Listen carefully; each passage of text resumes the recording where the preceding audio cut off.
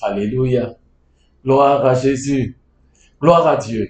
Bienvenue à une autre dimension avec Jésus. Alléluia. Notre plateforme préférée. Je suis le pasteur Henri Dibi, votre serviteur, au nom du pasteur Kadiatou Dibi, ma douce et charmante épouse. Nous vous souhaitons encore une cordiale bienvenue. Alléluia.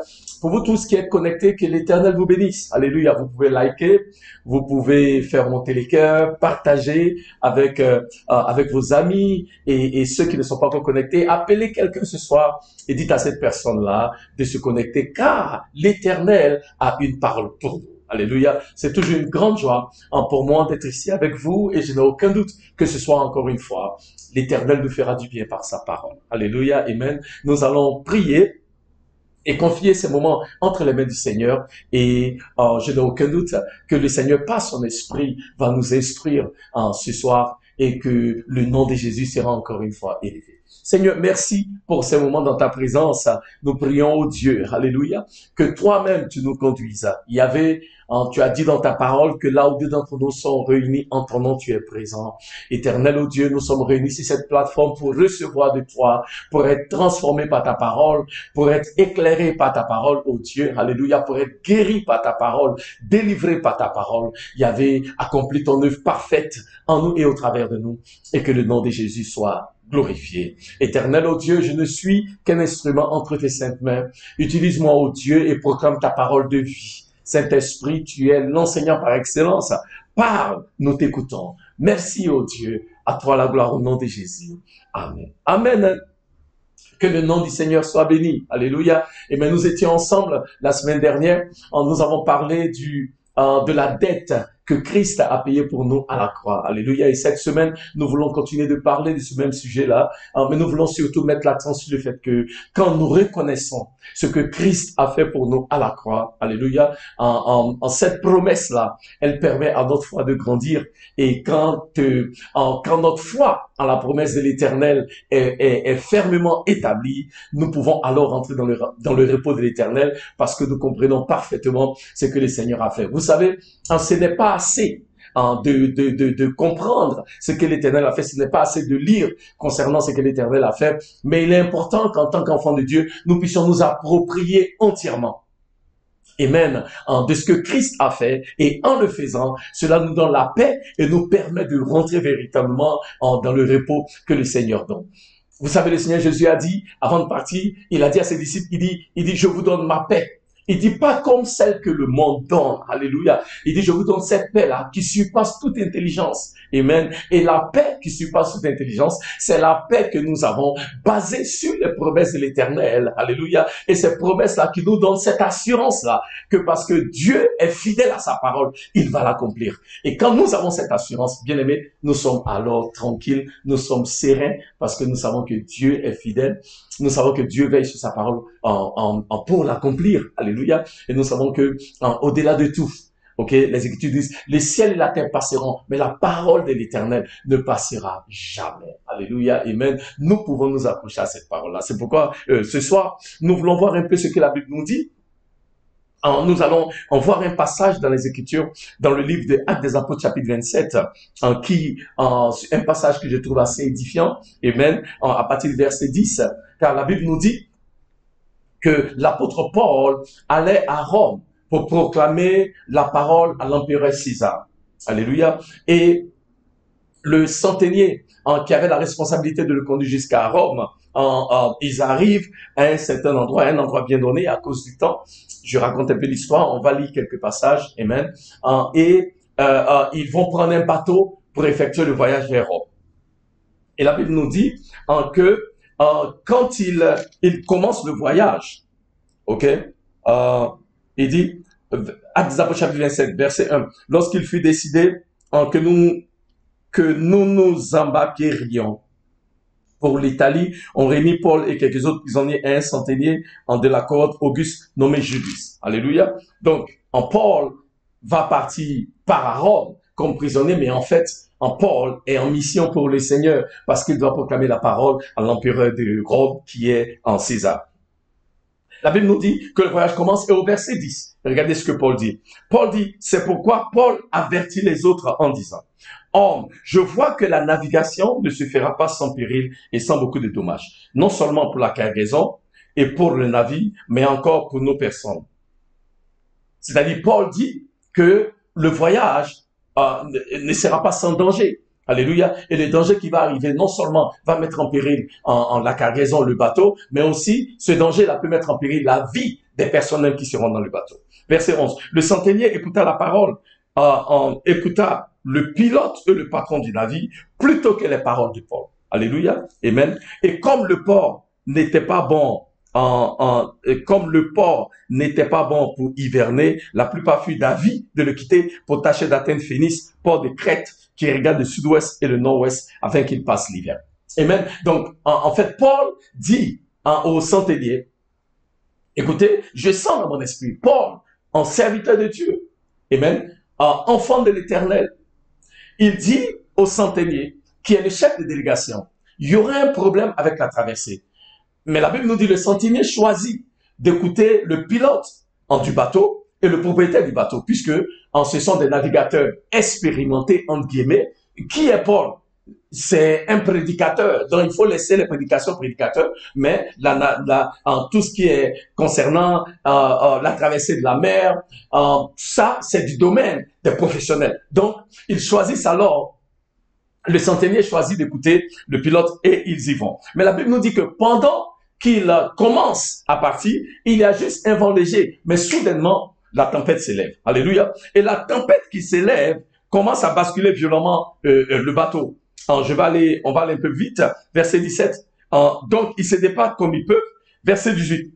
Comme nous étions violemment battus par la tempête, le lendemain, on jeta la cargaison à la mer. Et le troisième jour, nous y lançâmes tous nos propres mains et les agrès du navire. Verset 20. Le soleil et les étoiles ne parurent pas pendant plusieurs jours et la tempête était si forte que nous perdîmes en fait toute espérance de nous sauver. La Bible dit que la tempête faisait rage.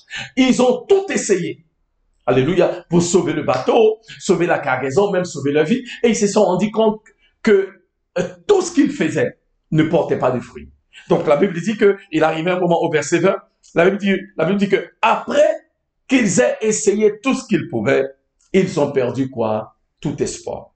C'est-à-dire que toutes les personnes qui étaient dans le bateau se sont rendues à l'évidence que cette tempête, elle est si forte et qu'ils ne peuvent pas sortir indemnes de la tempête. Et que certainement, tous ceux qui sont dans le bateau vont périr. Il n'y avait plus d'espoir. Ils ne pensaient pas qu'il était encore possible ni de sauver le bateau, ni de sauver la cargaison, ni de sauver leur vie. Complètement désespérés, complètement désemparés. Mais, regardez le verset 21. On n'avait pas mangé depuis longtemps, alors Paul, se tenant au milieu d'eux, leur dit, « Homme, il fallait m'écouter et ne pas partir de Crète, afin d'éviter ce péril et ce dommage. » Verset 22. « Maintenant, je vous exhorte à prendre courage, car aucun de vous ne périra et il n'y aura pas de perte. Il n'y aura de perte que celle du navire. » Bien-aimé, pendant que tout le monde est pris de panique, pendant que tous les efforts sont convergés pour essayer de voir ce qu'on peut sauver et qu'à un moment donné, il n'y a plus d'espoir, tout le monde est découragé, désemparé. La Bible dit, il y a un homme dans le bateau, du nom de Paul, l'apôtre, qui s'élève et qui dit, je vous avais dit, avant que nous ne commencions le voyage, que nous courions un péril, nous courions des risques avec ce voyage. Mais vous ne m'avez pas écouté. Mais Paul dit, ce n'est pas grave. Ok? Je vous dis, moi Paul, prenez courage. N'ayez pas peur. Car personne dans ce bateau ne périra. Bien-aimé, quand je lis le passage, c'est à se demander si Paul est dans un autre bateau. Il semble que tout le monde est dans le même bateau. Les autres sont dans le bateau, là où Paul est. Mais de par le langage de Paul, de par la déclaration de Paul, de par les propos de Paul, on a l'impression que l'apôtre Paul est dans un autre bateau. Est-ce dit que Paul ne voit pas que la tempête fait rage? Est-ce dit que Paul ne voit pas les vagues qui sont déchaînées? Est-ce dit que Paul ne voit pas le bateau qui tangue de toutes parts? Est-ce dit que Paul ne voit pas le danger que courent toutes les personnes qui sont dans ce bateau? Est-ce dire que Paul ne voit pas que même avant que le voyage ne commence, il avait reçu que certainement il y avait danger à l'horizon? Est-ce que Paul n'est pas conscient de toutes ces choses? Si, Paul en est conscient.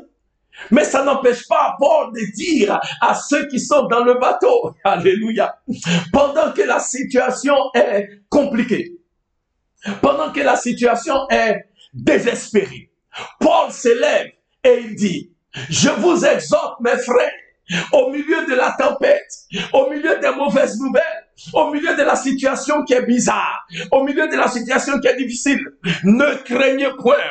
Prenez courage, car vous n'allez pas périr. Bien-aimé, je veux prophétiser sur la vie de quelqu'un qui m'écoute ce soir. Je ne sais pas la tempête qui souffle dans ta vie. Je ne sais pas la tempête qui souffle dans ton mariage. Je ne sais pas la tempête qui souffle dans tes affaires. Je ne sais pas la tempête qui souffle dans tes entreprises. Mais je suis venu te dire, comme Paul, ne perds pas courage. Ne perds pas courage, car l'Éternel est Dieu. Il est fidèle, il ne change pas et il fait toujours des miracles. Alléluia. Au milieu de la tempête, pendant que Paul lui-même est dans la tempête, Paul déclare, il dit prenez courage et ne craignez rien. Maintenant, bien aimé, je me pose alors la question de savoir, Paul est dans le même bateau que tous les autres. Tout le monde est complètement désemparé, déboussolé, découragé, sans espérance. Mais Paul proclame une parole d'espérance. Paul est serein, tranquille dans cette situation. Et je suis même de poser la question, Paul, comment tu peux dire ce que tu dis au milieu de la situation que nous connaissons? Mais Paul dit, prenez courage, que votre espérance ne se perde point.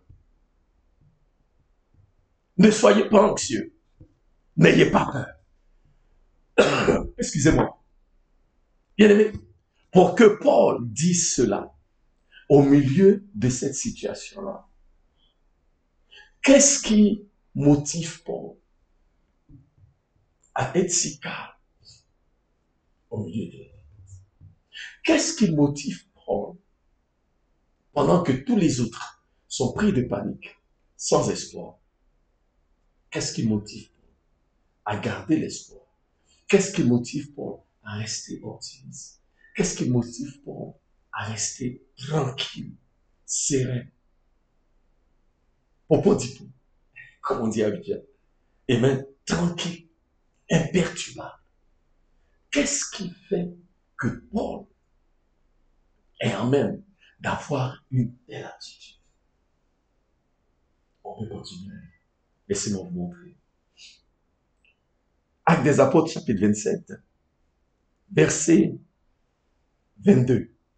Maintenant, je vous exhorte à prendre courage, car aucun de vous ne périra et il n'y aura pas de perte que celle du navire. Regardez le verset 23. Un ange de Dieu à qui j'appartiens et que je sers m'est apparu cette nuit et il m'a dit, Paul, ne crains point, il faut que tu comparaisses devant César et voici, Dieu t'a donné ceux qui naviguent avec toi. Verset 25. C'est pourquoi, ô homme, rassurez-vous, car j'ai cette confiance en Dieu qu'il en sera comme il m'a dit. Pourquoi Paul pouvait dire ce que Paul a dit? Parce que Paul avait une parole du Seigneur. Paul a reçu une parole du Seigneur. Un ange de Dieu est apparu à Paul et il lui a dit, ne crains point, Paul, que ton cœur ne soit pas troublé, Paul. Paul, basé sur la promesse de l'Éternel, tu vas accomplir le ce pourquoi tu es en train de partir vers Rome. Paul, basé sur la parole de l'Éternel, rien ni personne ne peut écourter ta mission ni ta vie.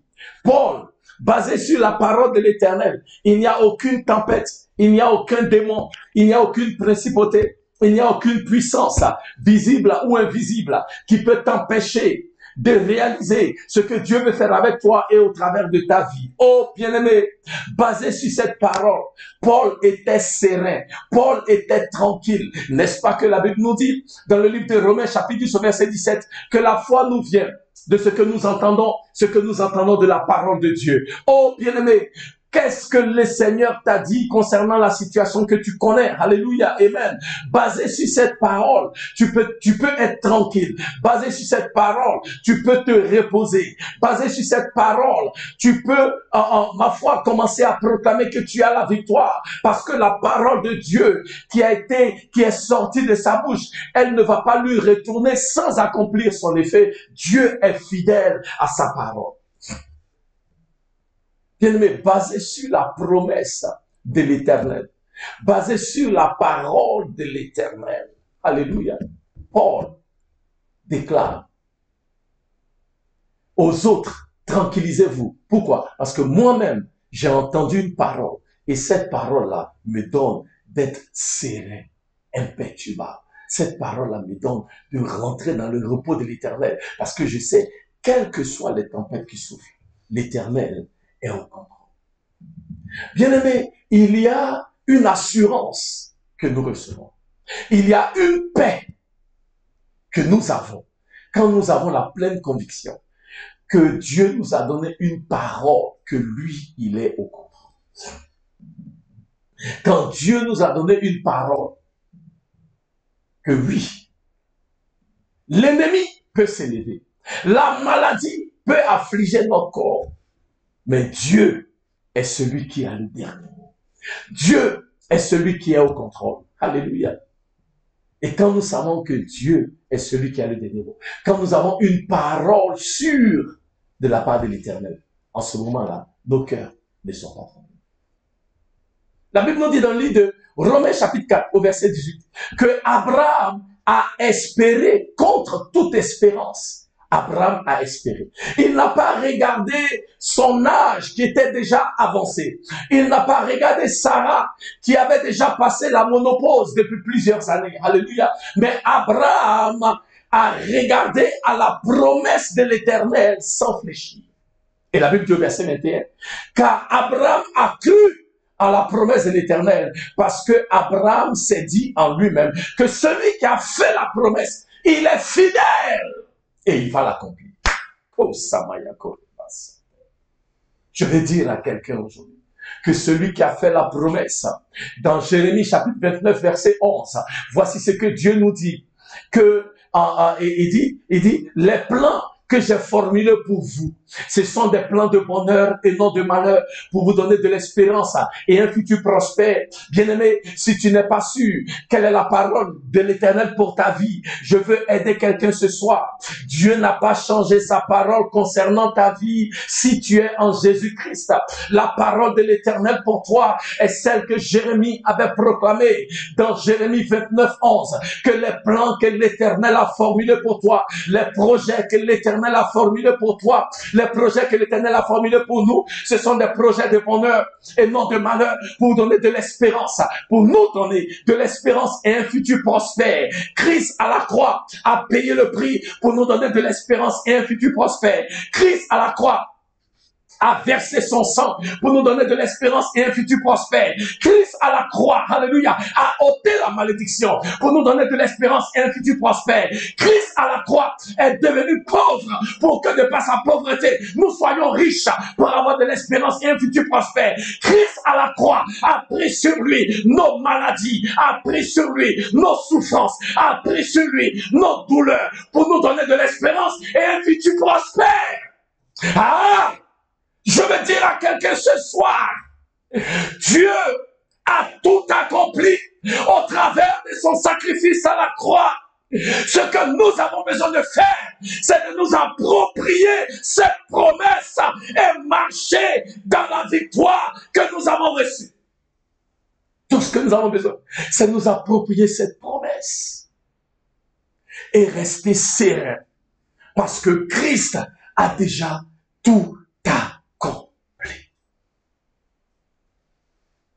La foi vient de ce que l'on entend, bien-aimé, et ce que l'on entend de la parole de l'Éternel. Je prie ce soir que la foi de quelqu'un soit ravivée de par la parole que nous entendons en ce jour. Paul a entendu une parole du Seigneur. Un messager de Dieu qui dit à Paul, Paul, ne crains pas, tu iras à Rome. Tu arriveras à Rome. Aucune tempête ne t'empêchera d'accomplir la destinée prophétique que Dieu a tracée devant toi.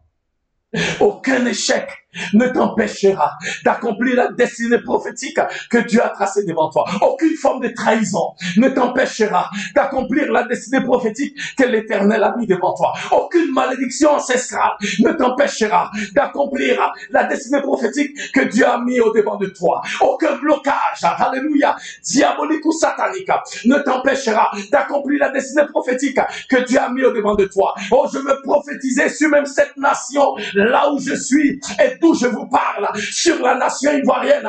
Oh, Côte d'Ivoire, rien ni personne ne t'empêchera d'accomplir la destinée prophétique que l'Éternel met au devant de toi. Ah, Samayakoria Basantaya. Arriba Samayakoria Makonde Yobo Santaya Koribasa. Rako Samayakoria Bakanda Yarabasantaya. Raka Samayakoria Bakanda Yarabasa. Aremakeria Mayeria Masanda Yakoribasa. Ramoko Semayakoria Makanda Yarameria Mayana Mayeria Makanda Yaramakondo Yaramosa. Raka Semayakoria Makanda Yaramasa.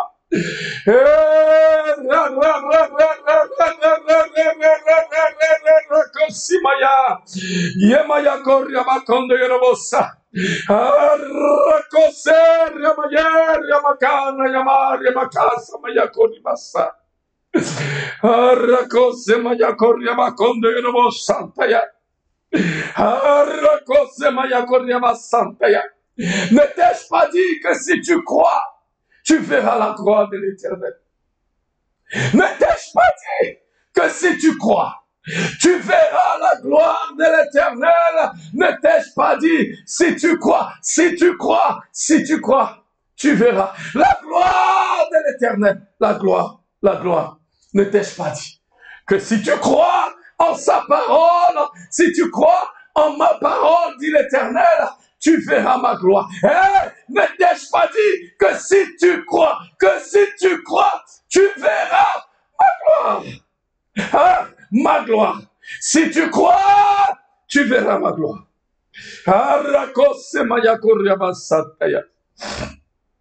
Ne t'ai-je pas dit que si tu crois, tu verras ma gloire. Arrakose mayakoria bakanda yarabasa. Eki mayakoria bekanda yarabasa na yakoria mayana maya mayakoria besanta yakoria basa. Ekaya mayakoria basanta. Merci, oh Dieu, alléluia. Merci Seigneur. Akazamaya. Est-ce que quelqu'un qui m'écoute maintenant peut commencer à dire merci à l'Éternel pour la foi qui s'élève en toi, basée sur sa parole, sur sa promesse dans ta vie? Commence à remercier le Seigneur, commence à bénir l'Éternel, alléluia, qui accomplit son œuvre parfaite dans ta vie, au travers de ta vie. Commence à remercier le Seigneur qui est fidèle à sa parole.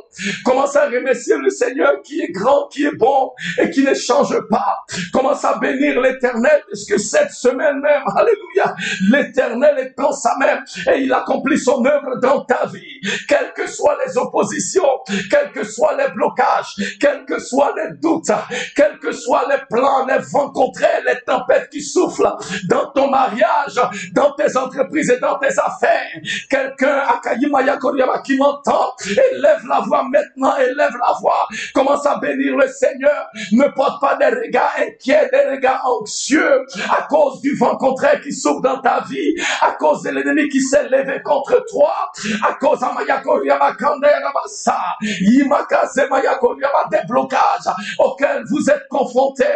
Élève la voix ma soeur, élève la voix mon frère, et déclare maintenant que l'Éternel de par sa parole accomplit son œuvre dans ta vie. L'Éternel de par sa parole accomplit son œuvre à Kayamaya Koryama, même dans cette situation, cette maladie que tu connais, elle n'est pas à la mort, car le Seigneur a dit que par les maîtres issus de Jésus tu es guéri. La parole de Dieu dit à Kayamaya Koryama que tu ne mourras point, mais tu vivras pour proclamer les bienfaits de l'Éternel. Est-ce que quelqu'un peut élever la voix et proclamer à Kayamaya Koryama Sandaya, car Dieu a déclaré que nous sommes bénis de toutes les bénédictions spirituelles dans les lieux célestes.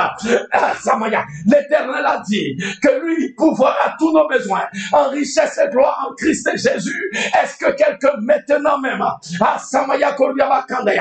élever la voix? Oh mon frère, ma soeur, ne regarde pas aux oppositions qui sont devant toi, ne regarde pas au rapport des médecins, ne regarde pas à Tamaya Koryama Santaya, Yimaya Koryama Santaya, aux mauvaises nouvelles que tu entends au niveau de ton travail. Ne regarde pas ce que ton corps te dit, ne regarde pas ce que tes amis te disent, ne regarde pas ce que la famille te dit, ne regarde même pas la situation du pays, la situation économique, politique et autres, les bruits de guerre que nous entendons ici et là.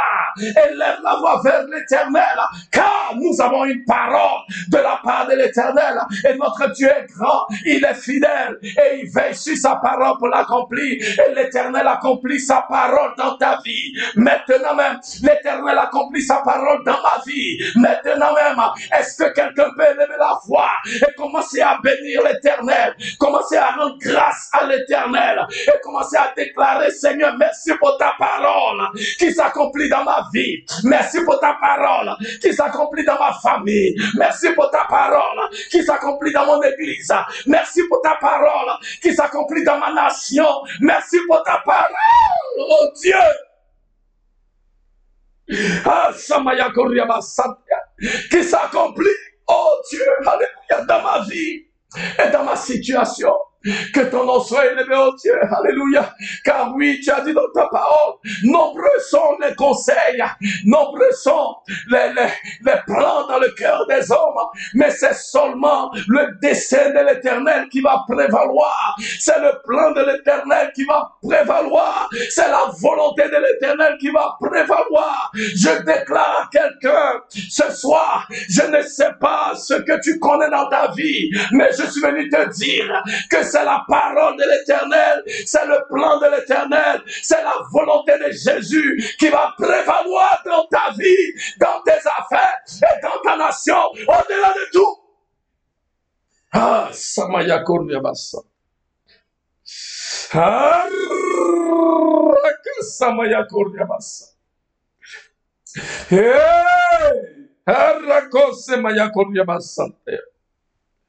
C'est le plan de Dieu qui va prévaloir au-delà de tout.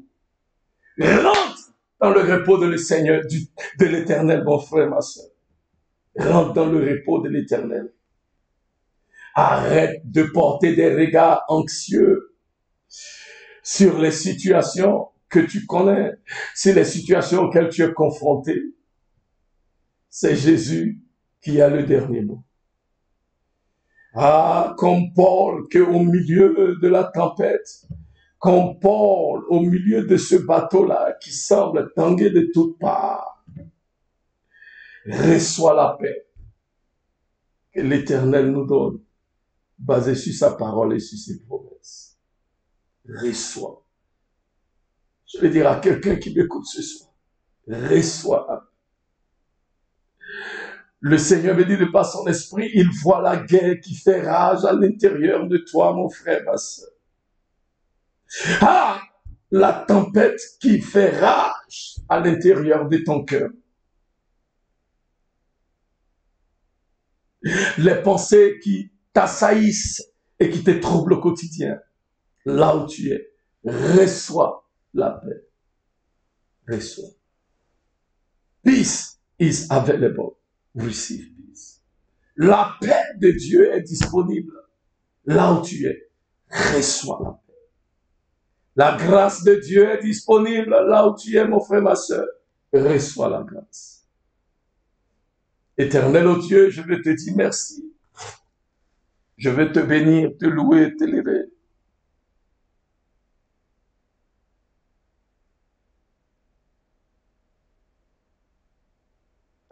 Je vois dans mon esprit quelqu'un qui est gravement troublé. Et l'Éternel me dit de te dire que cette parole, ce soir, elle vient pour toi, mon frère. Elle vient pour toi, ma sœur. Christ a payé le prix. Christ a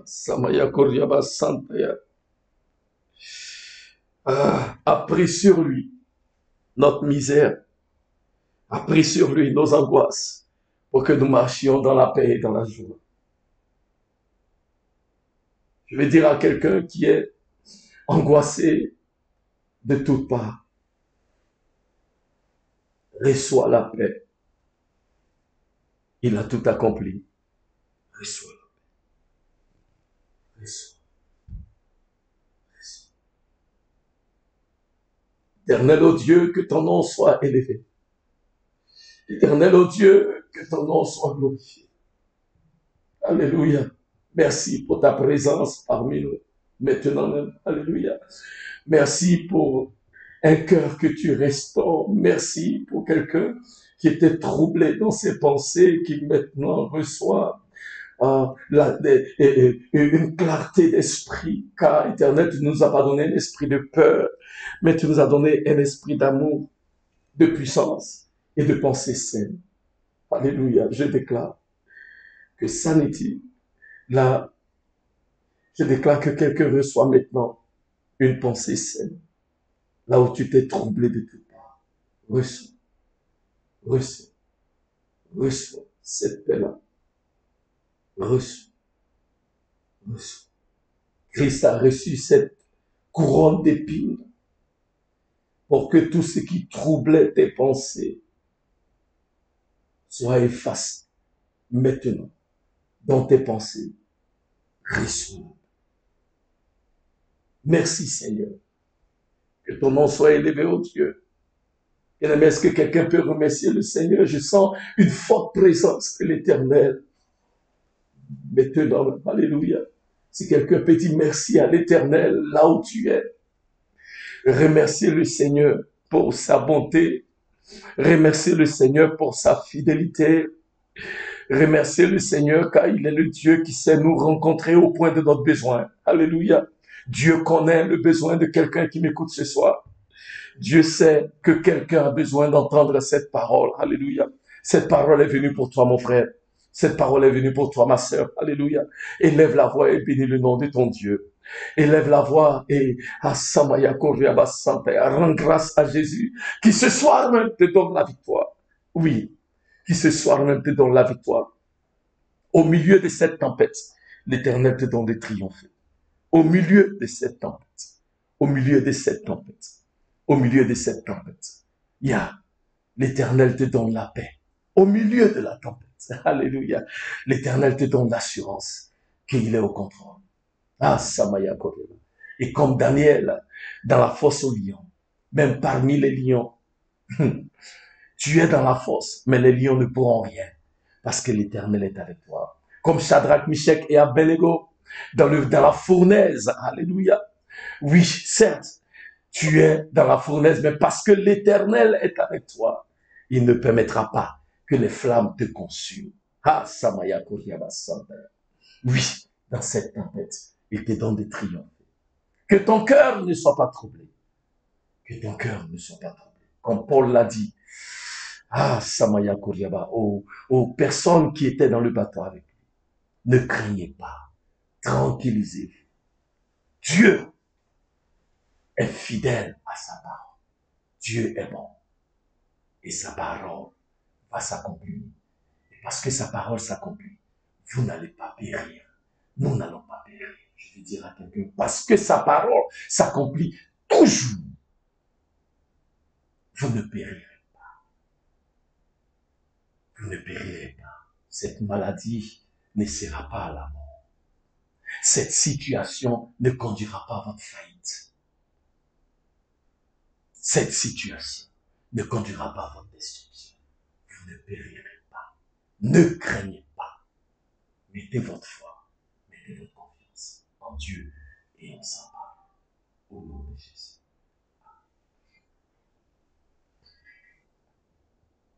Ah, bien-aimé,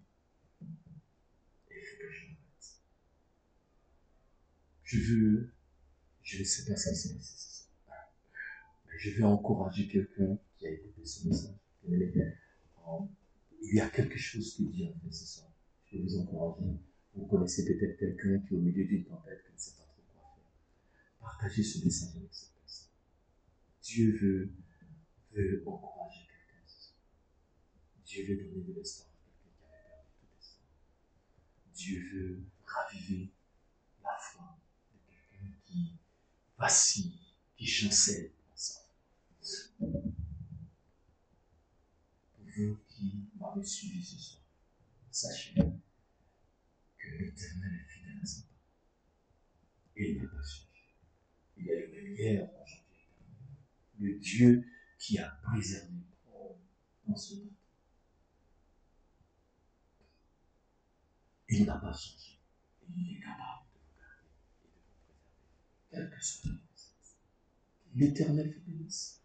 Que l'Éternel vous garde. Que l'Éternel vous donne de toujours croire en sa parole et en sa promesse. Je vous donne rendez-vous encore ce samedi. Je serai avec vous ce samedi à partir de 18h30 pour la fois aux questions. Nous attendons vos questions. Bien plus. Nous voulons continuer de prier. Je vais vous encourager. Ceux qui le peuvent, connectez-vous samedi. Samedi, je pense que nous allons prendre le temps encore de prier en nous voyant un peu ce que Dieu a fait ce soir de par sa parole. Nous voulons rester dans cette dynamique-là et permettre au Saint-Esprit de nous rendre. Dieu vous bénisse. Dieu vous garde. Au nom de Jésus. Amen.